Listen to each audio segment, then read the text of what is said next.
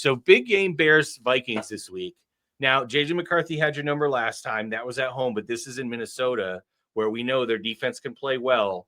Things kind of fell apart last week, and the Bears have come back in a lot of games, Dave. Played kind of crappy, but found ways to win. Do you feel like that's going to continue this week? Do you think the Vikings have their number this year? What are you feeling about the Bears game?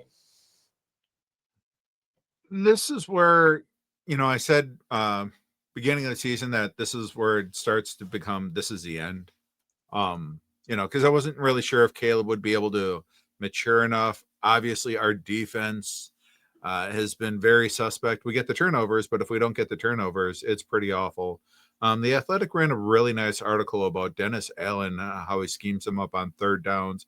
On Thursday, it's the defense's favorite day of practice because they get to go in and they get to see what kind of plays is he going to bring in, what's his scheme and everything else. And it's different week to week. But he's been, he's highly regarded as a defensive coordinator. So even with the limited talent, because it is limited talent, unfortunately, on the defense. But on the bright side, at least they have to go against we'll just be kind and say a pretty young quarterback. I still don't believe in JJ. I'm still not worried about him. Congratulations. He threw for 200 yards last week. Justin Fields would be jealous. He would be.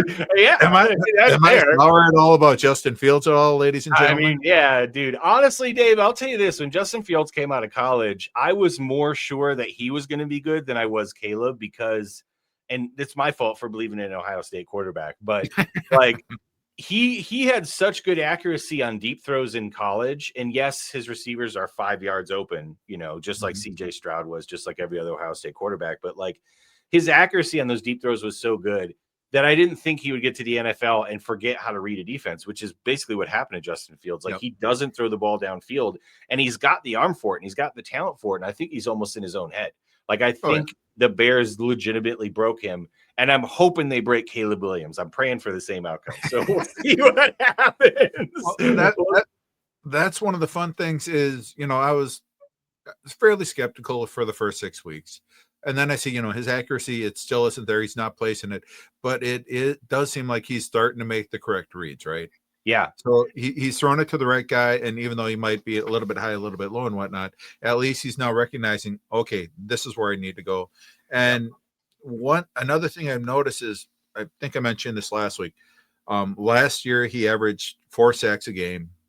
This year so far it's 1.5 sacks. Yep. And he kind of, when he feels the pressure, he's able to move and whatnot, and so he's able to get out, squared out. Last week he got some pretty good rushing and whatnot. But then if you look at him, he actually kind of has tree trunks for legs. He's kind of like Jalen Hurts, where he's tough to bring down. The man has some thighs right there. No, honestly, the biggest difference I've seen, Dave, with him when it comes to sacks is Ben Johnson, because he's got a better game plan. He's got a better system. Caleb, like you said, knows where to go. And he's missing guys sometimes, but he knows where to go. And when he doesn't see it, instead of dicking around back there, which he's done a few times this year, but way less, he just goes. He's like, screw it, I'll just run. And he won in the game last week. And the biggest thing that I hate to see is that he's a gamer. When it comes down to it, he has played so well at the end of games and done what he needs to do to get those W's. Even though he looked like crap, even though it's against bad teams, it doesn't matter. The W matters. Go get the W. And he's been doing it. And that is a huge jump for me as far as like what his potential is. I still think as far as throwing the ball, he's got a lot to work on for accuracy. Yep. He's got a lot to work on for timing still.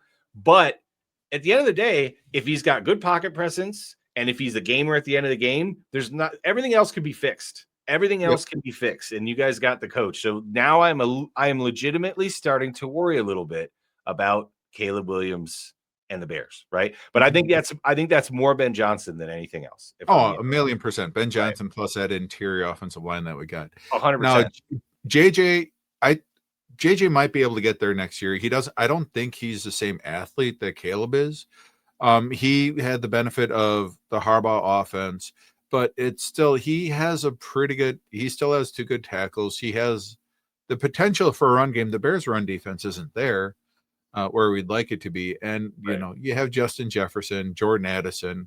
I think this could be an interesting game, but I do like the Bears' chances because of what Caleb has done in the fourth quarter. Yeah, that's kind of where I'm going to, Dave. Is I think the Vikings will like be winning or around winning most of the game, and the Bears will find a way to win at the end. I mean, to be fair though, the only 2 times JJ's been good is at the end of the fourth quarter too. So it's the battle of who can suck and stop sucking the soonest, right? No. And I'm not saying Caleb sucks. I'm just saying like Caleb's still got a lot of growth.